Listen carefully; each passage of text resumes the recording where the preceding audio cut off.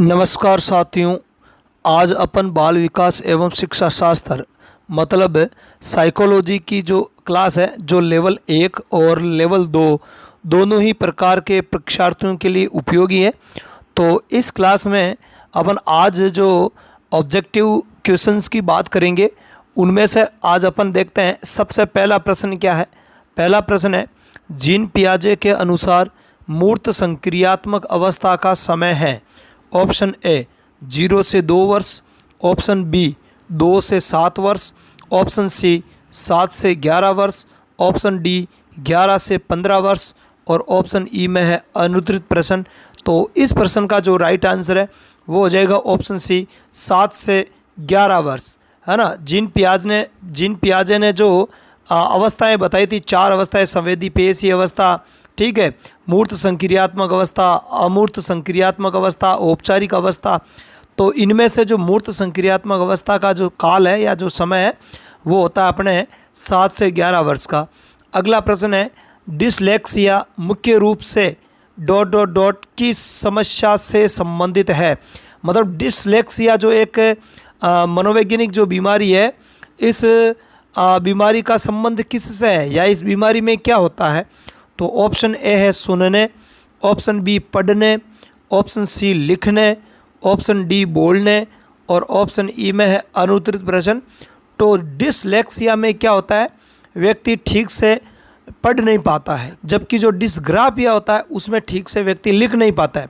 मतलब डिस्ग्राफिया होती है वो लिखने से संबंधित होती है, डिसलेक्सिया जो होती है वो पढ़ने से संबंधित होती है, ठीक है। और जो डिसकैलकुलिया होती है वो होती है अपने गणना संबंधी समस्या होती है, गणना संबंधी विकार होता है, एक मनोवैज्ञानिक विकार है। अगला प्रश्न देखते हैं। अगला प्रश्न देखने से पहले एक महत्वपूर्ण सूचना दे दूं मैं आपको, और वो महत्वपूर्ण सूचना ये है कि आप यूट्यूब चैनल के अलावा हमारे टेलीग्राम ग्रुप से भी जुड़ सकते हो। टेलीग्राम चैनल से जुड़ सकते हो। टेलीग्राम चैनल इसी नाम पर मिलर एजुकेशन से आप सर्च करोगे तो टेलीग्राम पे आ जाएगा। तो उससे जुड़ना ना भूलें, क्योंकि वहाँ पे जो अन्य जो सब्जेक्ट है, शिक्षण विधियाँ हैं या विज्ञान है, मैथमेटिक्स है, ठीक है, इनकी रोज़ डेली क्विज़ मिलती है, तो उससे जुड़ना ना भूलें। साथ ही साथ यदि आपको वीडियो अच्छी लगे तो चैनल को सब्सक्राइब करना ना भूलें, क्योंकि अपन सोचते हैं कि बाद में कर देंगे लास्ट में, और लास्ट में भूल जाते हैं। तो चैनल यदि आपको अच्छा लगे, वीडियो अच्छा लगे, तो आपको अभी इसको सब्सक्राइब कर लेना है, साथ ही साथ लाइक और शेयर भी कर देना है। अगला प्रश्न देखते हैं। तीसरा प्रश्न है, प्रेरक व्यवहार को ऑप्शन ए पूर्ण करते हैं, ऑप्शन बी सक्रिय बनाते हैं, ऑप्शन सी दिशा प्रदान करते हैं, ऑप्शन डी भावहीन बनाते हैं, ऑप्शन ई अनुत्तरित प्रश्न। तो प्रेरक होते हैं वो हमारे व्यवहार को क्या करते हैं, दिशा प्रदान करते हैं। क्या करते हैं, दिशा प्रदान करते हैं, इसलिए इसका राइट आंसर हो जाएगा ऑप्शन सी। अगला प्रश्न है, फोर्थ प्रश्न है, अध्यापन के समय अध्यापक को निम्नलिखित में से किसका सर्वाधिक ध्यान रखना चाहिए। मतलब अध्यापन के समय अर्थात पढ़ाते समय किसी अध्यापक को या टीचर को किसका सर्वाधिक ध्यान रखना चाहिए। देखो, ऑप्शन ए विषय वस्तु का, ऑप्शन बी है विद्यार्थियों की आयु का, ऑप्शन सी है व्यक्तिक भिन्नता का, ऑप्शन डी है विद्यार्थियों की पारिवारिक पृष्ठभूमि का, ऑप्शन ई है अनुत्तरित प्रश्न। तो देखो, इसमें जो दी गई जो चारों जो बातें ए बी सी डी में जो दी गई है, वो चारों ही वैसे एक अध्यापक को पढ़ाते टाइम ध्यान में रखना चाहिए। विषय वस्तु का मतलब कौन सी विषय पढ़ानी चाहिए और किस आयु के विद्यार्थियों को पढ़ाना है। ऐसा थोड़ी कि 10वीं क्लास की चीज़ें अपन 5वीं क्लास के बच्चे को समझा सकते हैं, कभी नहीं समझ पाएगा वो। और एक व्यक्तिक भिन्नता का भी ध्यान रखना चाहिए। यहाँ पर कहा जा रहा है कि सर्वाधिक ध्यान रखना चाहिए, तो सर्वाधिक किसका ध्यान रखना है, तो वो हो जाएगा ऑप्शन सी व्यक्तिक भिन्नता का ध्यान रखना चाहिए। व्यक्तिक भिन्नता के अनुसार शैक्षिक जो कार्यक्रम है वो आयोजित होना चाहिए, या पढ़ाने का जो कार्यक्रम है वो चलना चाहिए व्यक्ति भिन्नता के आधार पर। अगला प्रश्न है, व्यक्तित्व मापन के लिए व्यक्ति की संपूर्ण सूचनाएं प्राप्त करने की विधि है। ऑप्शन ए अवलोकन विधि, ऑप्शन बी निर्धारण मान, ऑप्शन सी व्यक्ति इतिहास विधि, ऑप्शन डी साक्षात्कार विधि और ऑप्शन ई में अनुत्तरित प्रश्न। तो व्यक्तित्व मापन के लिए यदि उस व्यक्ति कि संपूर्ण अपने को सूचनाएं चाहिए, पूरा उसका बायोडाटा चाहिए, तो उसके लिए अपने को व्यक्ति इतिहास विधि का उपयोग करना चाहिए। और इसके जो जनक है वो टाइडमैन थे। कौन थे? टाइडमैन थे। अगला प्रश्न है, पर्सनैलिटी शब्द की व्युत्पत्ति लैटिन भाषा के किस शब्द से हुई है? तो पर्सनैलिटी जो शब्द है, व्यक्तित्व, हिंदी में बोलते हैं व्यक्तित्व, तो इस शब्द की व्युत्पत्ति लैटिन भाषा के किस शब्द से हुए? तो देखो, एक तो इसमें आंसर है, यहाँ से भी प्रश्न बन सकता है कि पर्सनैलिटी किस भाषा का शब्द है, तो वो अपने लैटिन भाषा का है। किस भाषा का है? लैटिन भाषा का है। अब लैटिन भाषा के किस शब्द से हुई है उसकी उत्पत्ति, वो देखते हैं। Option A personal, option B परसेनी, option C persona, option D परसोनी और ऑप्शन ए में अनुत्तरित प्रश्न। तो इस प्रश्न का जो राइट आंसर है वो हो जाएगा ऑप्शन सी परसोना। क्या हो जाएगा? परसोना लैटिन शब्द है और इसका जो अंग्रेजी वर्जन है वो है पर्सनैलिटी और हिंदी वर्जन है वो हो जाएगा व्यक्तित्व।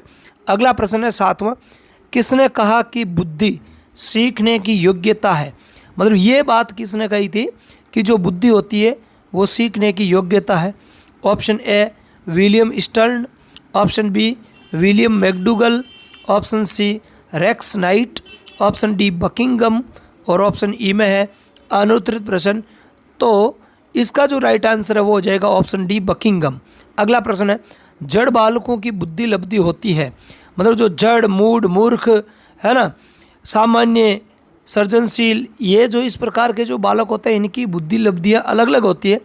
और बुद्धि लब्धि के लिए एक सूत्र भी है जो टर्मन ने दिया था बुद्धि लब्धि ज्ञात करने का।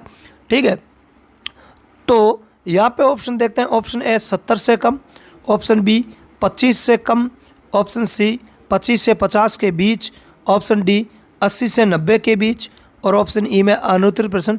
तो जड़ बुद्धि बालक होता है उनकी जो बुद्धि लब्धि होती है वो 25 से कम होती है, क्योंकि ठीक है, क्योंकि जड़ से ही शुरुआत हो, जड़, मूड, मूर्ख, हाँ, ये क्रम चलता है नीचे से ऊपर की ओर।